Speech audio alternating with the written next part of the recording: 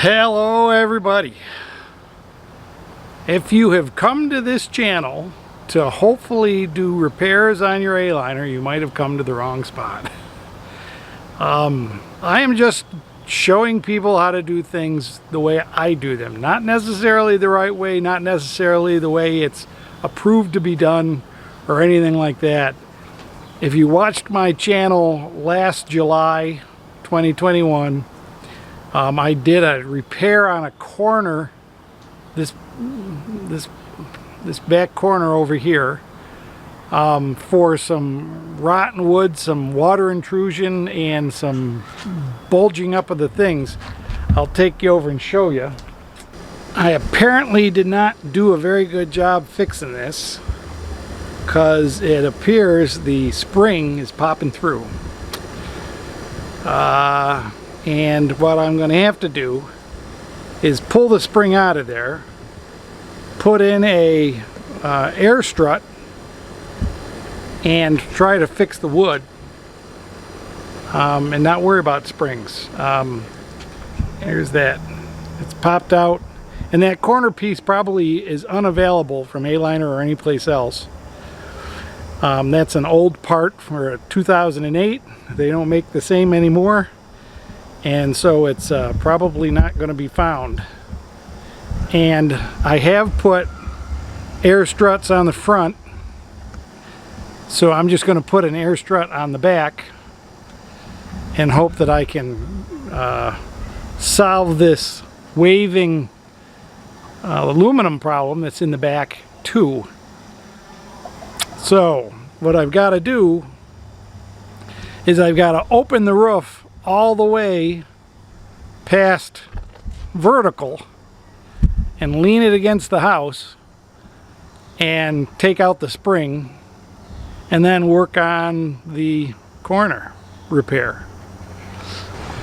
When I fixed this the first time, I glued the corner cover back on with Sikaflex 221, which is an extremely strong adhesive.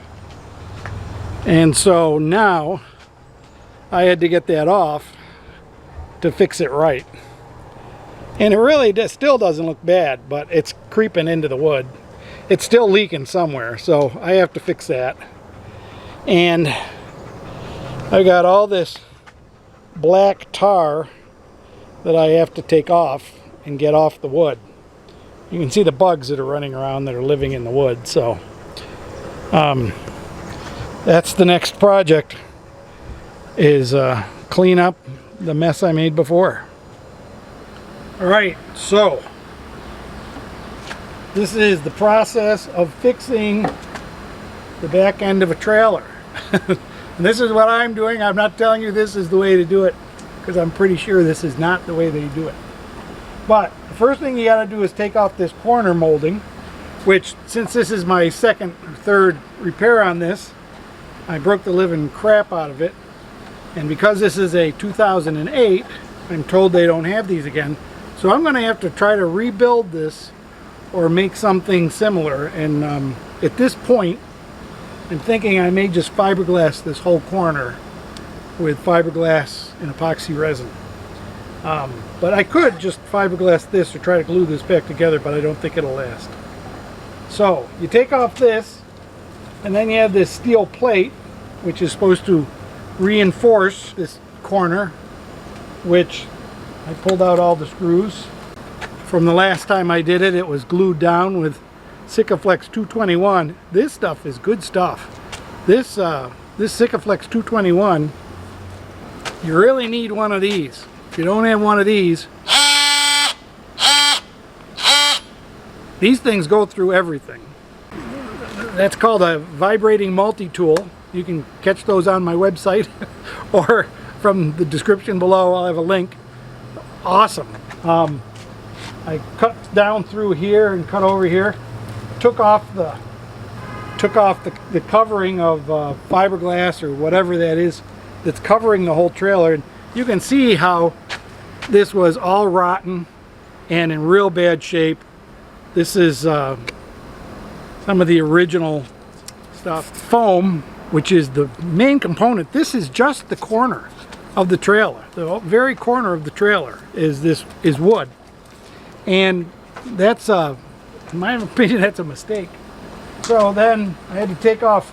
Inside there's a bracket that holds this corner stable. And I had to take that off and cut this out. And so this is the inside wood, and you can see there's a hole, there's a groove here where the spring goes. And that, you can see it's all pretty rotten, it's all nasty. And now I'm in here, and I've got styrofoam on either side. And this is, I think, what was leaking. I think this is my problem. Come on in closer here. This is the rain skirt for the hinge. The hinge is going across here. I've taken out a couple screws. Ow, that hurt. A couple screws so I can get under it and cut things out of it. But this is the rain skirt, and I think what happened is this got worn and ripped and it let the water through. And I think this is probably what happens to most of these. And since this is all styrofoam, the water doesn't hurt it. But where there's wood, and you can see the wood here on the corner, come down a little bit, you can see that the front wood is all rotten too. I got to take all this out of here. I haven't figured out how I'm going to do that, but I'm going to have to, this goes all the way over to here. It's rotten, so I got to cut all this wood out and replace it, and that even includes the cargo door down here. So I got to do some repairs on the cargo door and all this. I got some leftover wood from my deck, and I think if I can get that up into that channel, I can just put that right in there, and it's almost the perfect size. Glue that on here, glue it down here, maybe add a little foam or Gorilla Glue, I think is probably the best. So that's where the trailer is on Father's Day. Here is the look from the inside. It looks pretty bad, but really it's not. That's the hole, that's the bracket on the inside. This piece of wood I had to cut out of there. Let me show you the other side.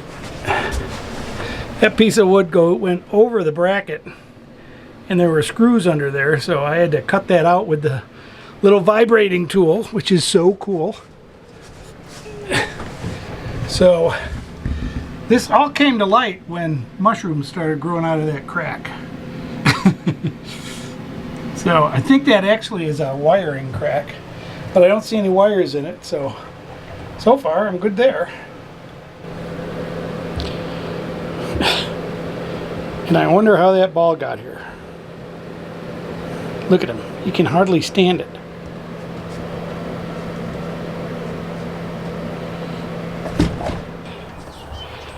Not until I really got into the side did I realize how much rot was really in the side wall of this camper. I mean, I had stopped this from rotting further with my first repair, but I still had issues with water getting in here and into here. So I didn't fix it when I did my first repair. I just didn't want to go deep enough. And now I'm going deep enough. But all of this is coming out. This is all rotten. And incidentally, this is the only wood part. I was thinking maybe the whole side was wood, but after this, it's foam. If you look down here, I did have to take out the cargo door, but you can see that the wood stops right there. That's why I cut it right there, because that's where the wood stops. So,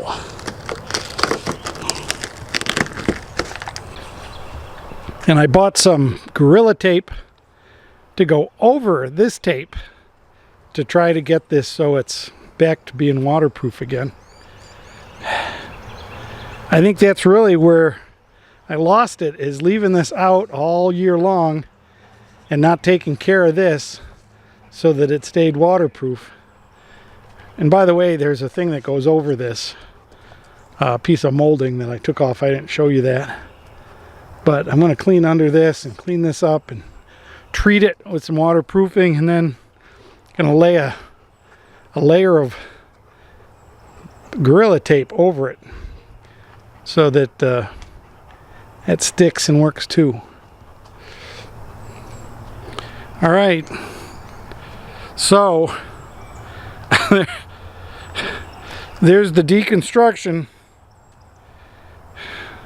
I think we're ready for construction now.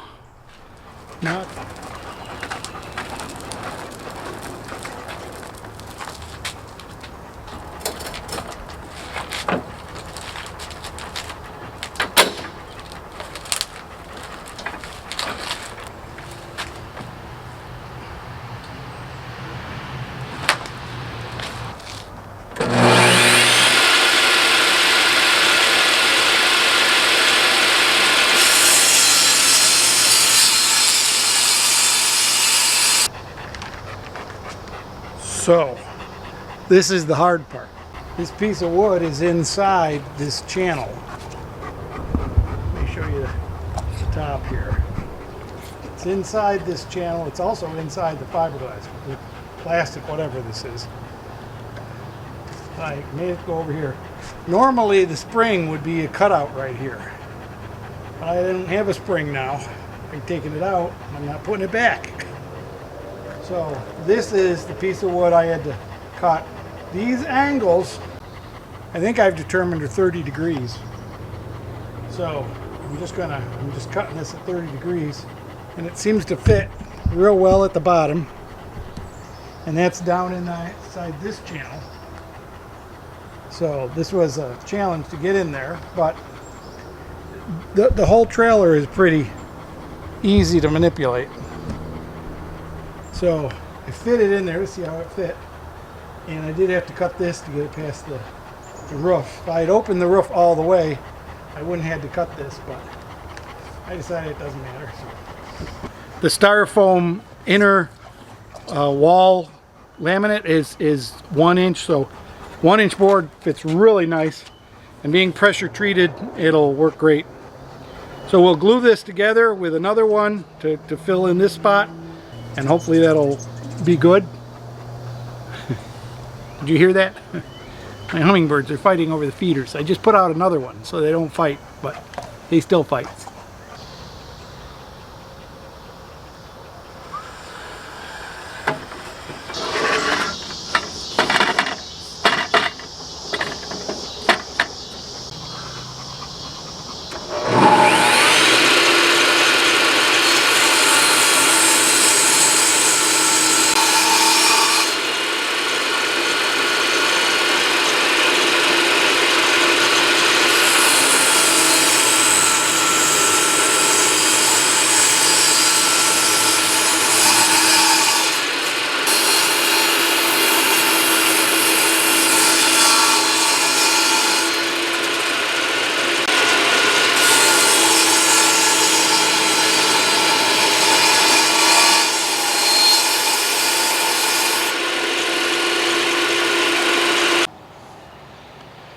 All right, we have placed the board in place.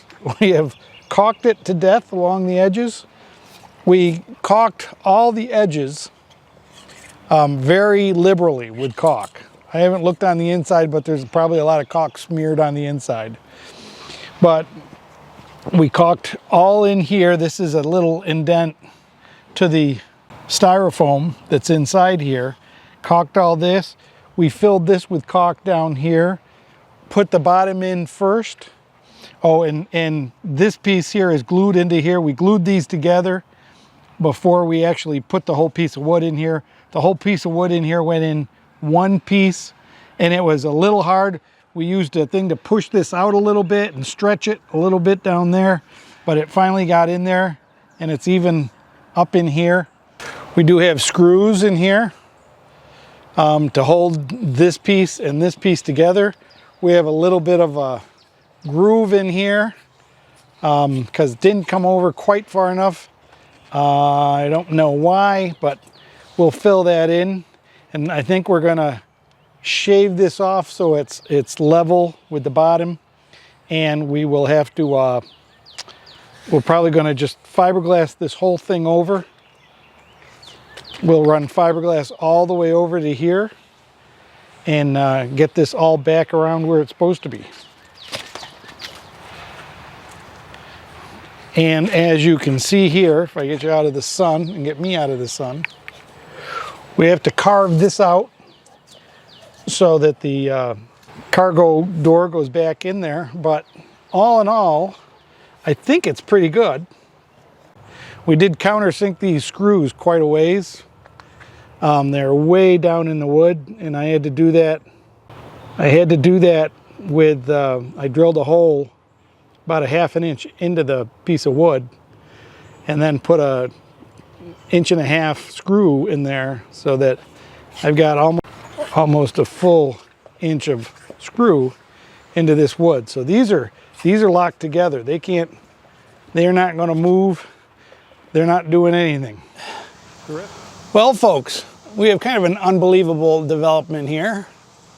I was going to begin to carve this out so the cargo door would fit, but guess what? The cargo door fits just fine without any modifications. Yeah, it's got to be cleaned off. It's got a lot of caulk and stuff on it to reset it, but we can put that right in there without any problem. That's a big win. I like that.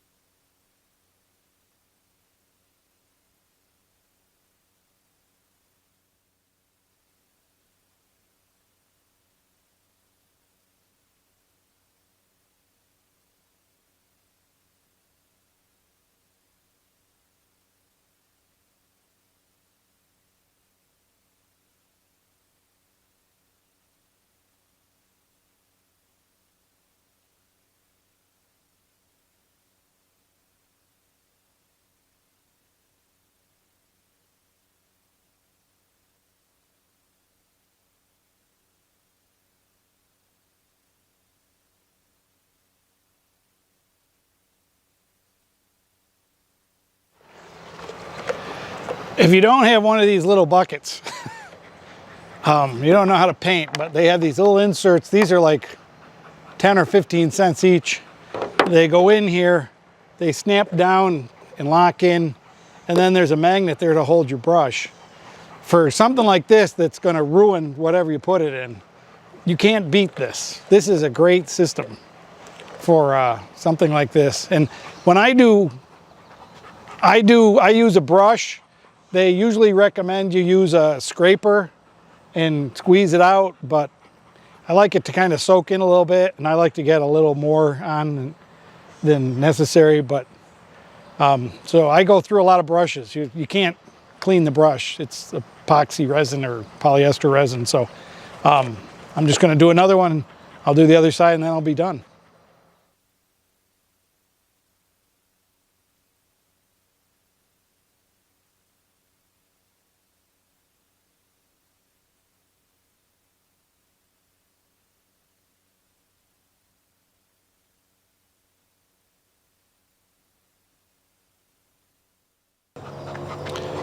Well, folks, I've got it all sealed up and finished for the most part.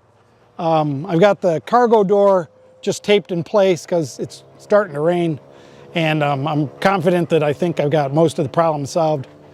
Still have to put the guard on the back.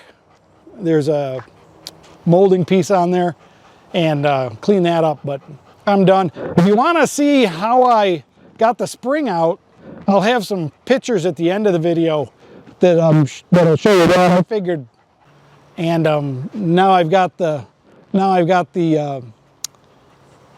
air shock in there, the air strut to instead of the spring. I don't need the spring, got an air shock. So it's a 50-pounder. I'll let you know if it doesn't work. I might have to. So thanks for watching. Subscribe if you haven't. If you don't have an account, you can't thumbs up, you can't subscribe, you can't comment. Get an account. I understand a lot of my viewers do not have accounts, and that's, you know, this is 2022. People share everything on the internet. Thanks for watching, folks. See you on the road. Bye-bye. I had to pull the spring or it was going to swap me in the face when I took apart the corner. So first thing I had to do was undo the bungees, and then I decided to just tie the sidewalls together so they wouldn't fall out. And then I figured they'd probably fall in, so I had to put a tension pole between them so that they wouldn't fall in.